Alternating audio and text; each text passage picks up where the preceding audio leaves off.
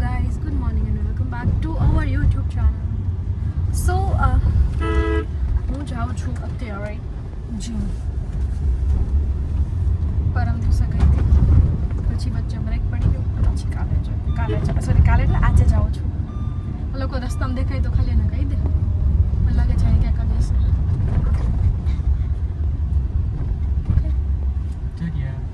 એમ કહી દે ને રાખીએ. સો મમ્મીને પૂજા વોક કરવા ગયા હતા અને અમે લોકો જીમ જાય છે, કેમ કે પૂજા સવારે જીમ જાય. મેં સવારે જીમ જાઉં હતું પણ મને નથી ખબર પૂજા જવાની છે કે નથી જવાની, કેમ કે પૂજા 2 દિવસથી નહોતી જતી. સો when life gives you lots of hard problems, કાંઈ નહીં કરવાનું, જીમ વયો જવાનું, એટલે થોડુંક માઇન્ડ તમારું રિસેટ થઈ જાય અને તમારું માઇન્ડ થોડુંક વર્ક કામ કરવા માંડે. બહુ બધું લોડ આવી જાય ને જીવનમાં ત્યારે જીમ વયો જવાનું. આની પહેલાં એમાં જ્યાં જીવનમાં વિન્ટર્સમાં જ મારે લોડ આવે બધું, ખબર નહીં કેમ. તો ત્યારે હું જીમ વહી જતી હતી, તો લાઈફ બેલેન્સ થઈ જતી હતી. તો તમારા જીવનમાં લોટ્સ ઓફ પ્રોબ્લેમ આવતી હોય તો go to the gym, workout કરો એન્ડ પછી તમે થોડાક પાટે ચડી જશો, તમારું માઇન્ડ થોડુંક અલગ રીતે વર્ક કરવા માંડે. તમે જ્યારે જીમ ન જતા હોય, ઘરે બેઠા હોય, આળસમાં ફોન યુઝ કરતા હોય, આ કરતા હોય, ત્યારે તમને નેગેટિવ એનર્જી આવે. પણ જ્યારે તમે વર્કઆઉટ કરો, તમને ગરમી થાય, પસીનો ગવાઓ, તમે જ્યારે હાર્ડ વર્ક કરો, મહેનત કરો, હાર્ડ એક્સરસાઇઝીસ કરો, તો તમે પોઝિટિવ થઈ જાઓ થોડાક, કેમ કે તમને પોઝિટિવ ફિલિંગ ધીરે ધીરે કરીને આવવા માંડે. સો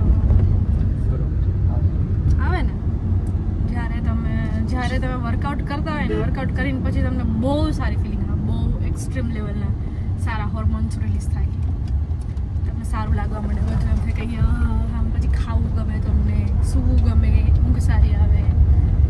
તો આળસમાં નેગેટિવ થઈ જાય આપણે બહુ બધા. તો લાઈફ ગિવ્સ છે, એટલે આજનો વિચાર મારો એવો હતો કે life gives you lots of problem. When life gives you lots of problems, go to the gym, work hard.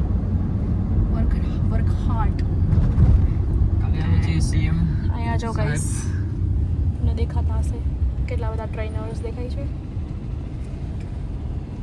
કાલે અમારા સીએમ સર અમારા જુનાગઢમાં આવે છે, તો આટલી જુનાગઢમાં સાફ સડક બહુ ઓછી હોય. આ જેટલું તમે જોઈ રહ્યા છો, આ પટ્ટા ને એવું કંઈ હતું નહીં. આ જો ડીડીટી નાખેલી છે, કીટાણુ નાશક દવા બી નાખેલી છે. રોડ સાફ થઈ ગયા છે, કચરો સાફ થઈ ગયો છે, લારીઓ હટાવવામાં આવી ગઈ છે, કેમ કે સીએમ સર નીકળશે અને સીએમ સર અહીંયા જે હેલીપેડ છે ત્યારે લેન્ડ થશે.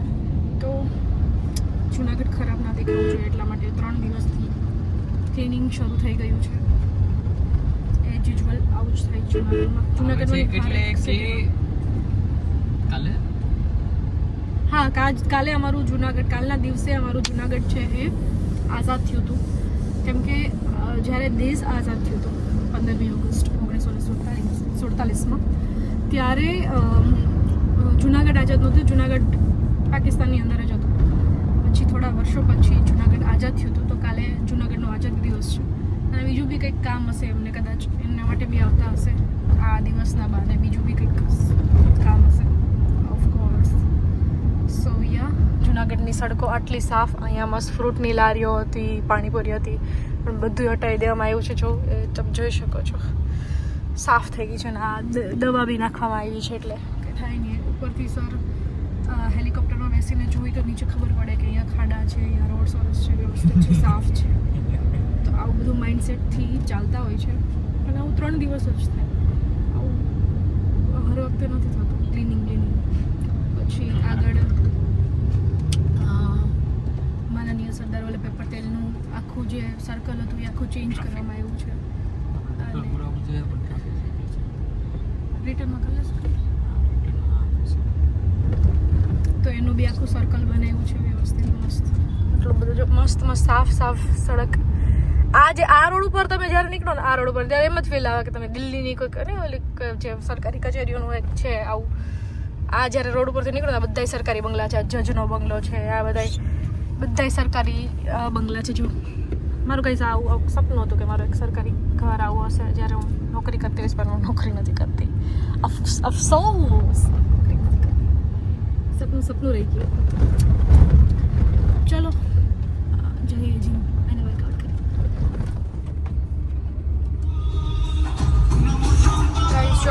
છે સીએમ સાહેબ.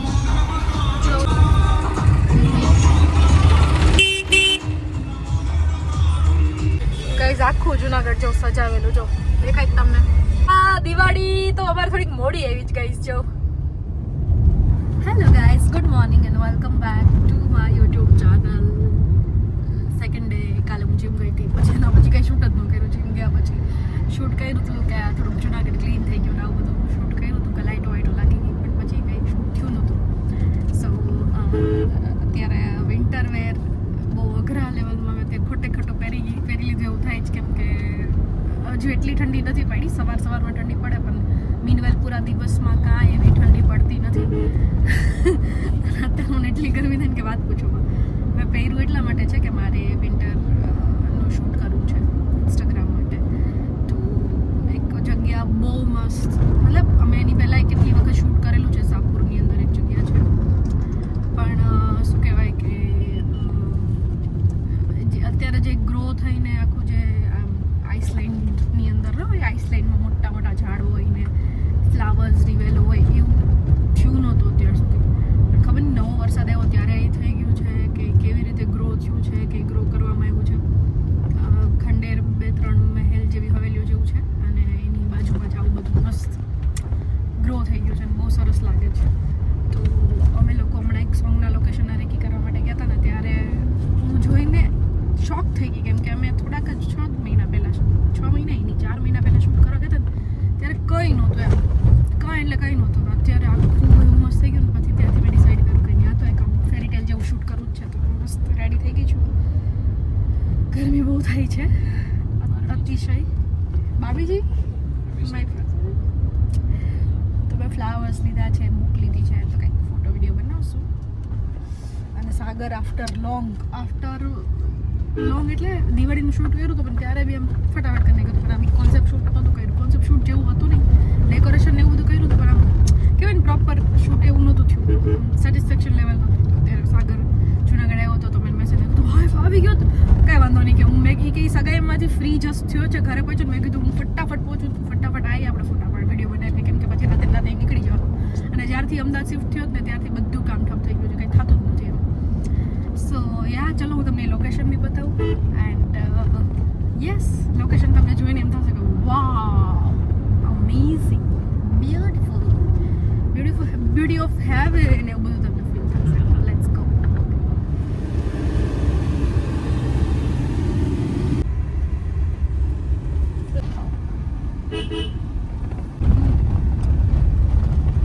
Guys, look at this location.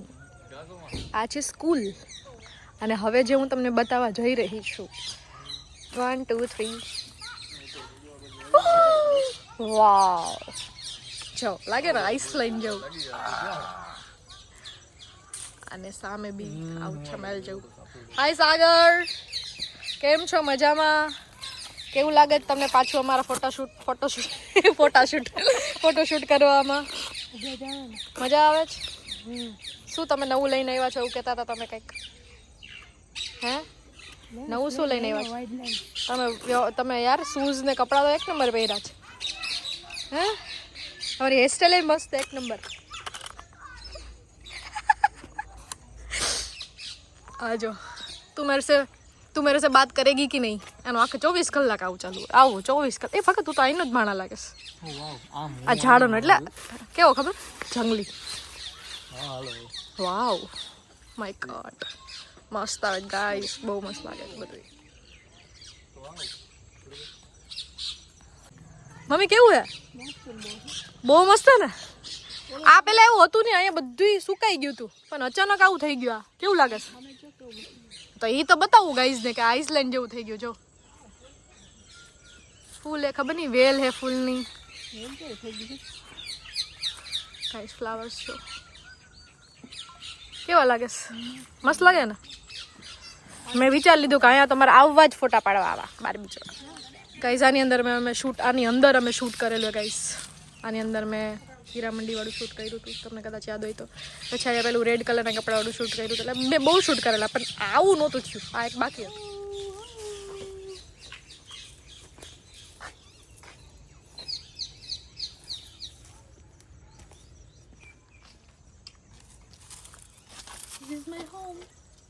This is your room? પિછલા જન્મમાં અમારું ઘર હતું Oh, wow. અને હું અહીંની રાણી હતી આટલી નાના ઘરની અમારું બીજું ઘર હતું ચલો ચલો ચલો હાલો વોક કરી જાતે પાછળ કલાક એક મિનિટ આ બાજુ કરો તો પેલા બેસી જાઓ કઈ બધું શૂટ પતી ગયું બધું અમારું શૂટ થઈ ગયું પછી ભાર્ગવભાઈ આવ્યા ક્યાંક રખડવા વયા ગયા હતા હવે એ ફોટા પાડશે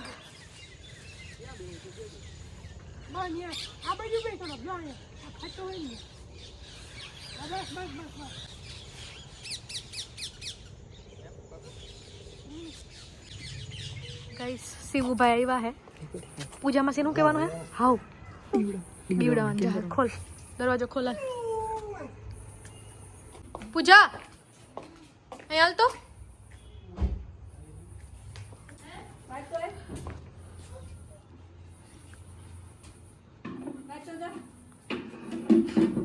તારા માટે સરપ્રાઈઝ છે સાચે સરપ્રાઈઝ મમ્મી કે સરપ્રાઈઝ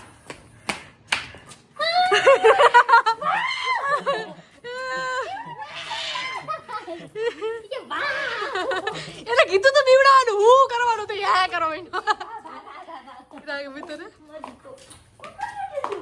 કેવડું મોટું સરપ્રાઈઝ મળ્યું તને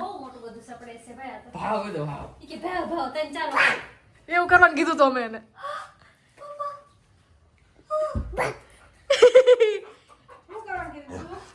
શું કહેતો લાઈક કરો શું કહેતો એ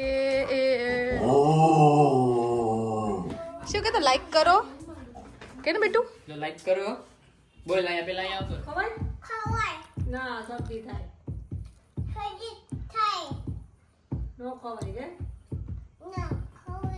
સોડા પીવાય પીવાય ને સોડા નો પીવાય સોડા તો પીવાય કા આઈસ્ક્રીમ નો ખવાય હાલો આઈસ્ક્રીમ ખાવી તારે પૂજા ખાવી ખવાય કે આઈસ્ક્રીમ તો કે તો આઈસ્ક્રીમ ખવાય કે તો ખવાય આઈસ્ક્રીમ કે ચલું હાલો આપણે ઓલું બનાવી હાલો પાઠ બનાવી શું સૈયારા ગીત ગાતો સૈયારા ગીત આવડે તને સૈયારા ગીત ગાતો શિવ હા એમ ક્યાં આવડે શિવલો રે જો એ ભાગો હું ચાલુ કર્યું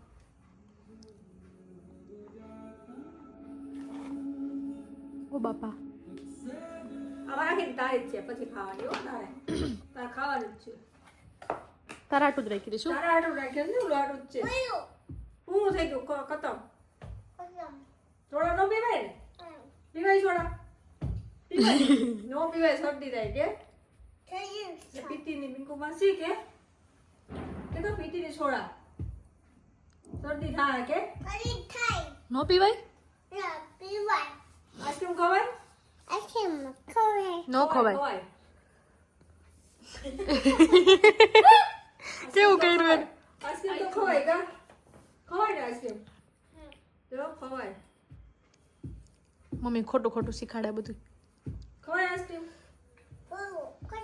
ખતમ કાજુ કતરી ખાઈ જો ગઈશ કોણ લેવું તું ના ના મારા આટું કે તારા આટું લેવા તા નાના ક્યાં નાના ક્યાં આયા નાનું ક્યાં કે મિસ યુ નાનું કે મિસ યુ કે નાનું મિસ યુ નાઈન યહાં હમારા તમાર ઘરે આવ્યા હતા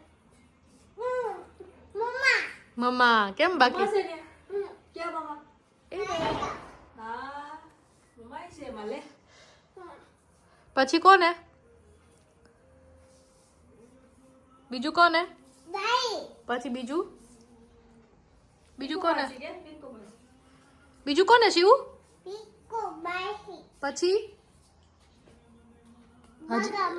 ભાગા મામા નથી બેઠું એમાં બીજું કોને પૂજા માસી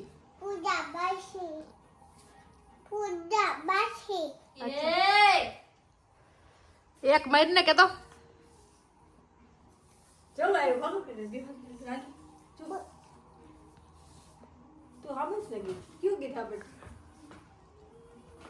ઓલું બીજું ગીત સાંભળે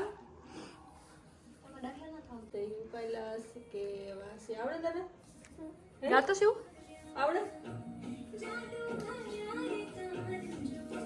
ગાતો શિવ કૈલાસ કે હતા એટલે શીખા આવડો કે બાપુમાં મેલી આવી છે ઘેર હો આ ઘરે મેલી આવે ટાટા આવજો ટાટા હાલો મેલી આવે બકા ત્યાં ઘરે જાવું ઘરે નથી જાવું રોકાવ